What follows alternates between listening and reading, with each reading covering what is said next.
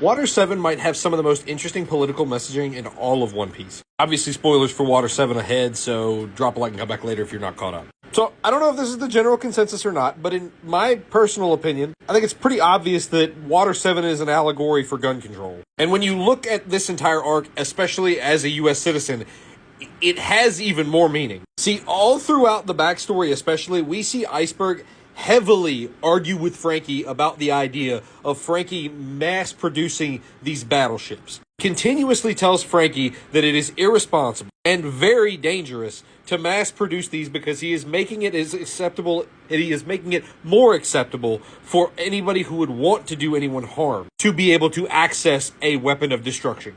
You see what I'm getting at? Even going so far as to say the line, it doesn't matter if the person who uses it is good or evil, a weapon can never bring peace. It can only bring destruction. Which, like, bars. So at first glance, this arc is very much a proponent for gun control, or weapon control, or whatever. But then, on the back half, we find out that Iceberg has been holding the blueprints to this massive warship that is a gargantuan weapon, keeping them secret to keep them away from the government, because he does not trust the government and does not want them to have these blueprints. He then entrusts these blueprints to Franky, and Franky says, well, why don't we just get rid of them? I'll burn them up right now. And Iceberg tells him, you can't do that, because as long as there is a possibility that the government can create this warship or a warship like it, the people need a way to fight back.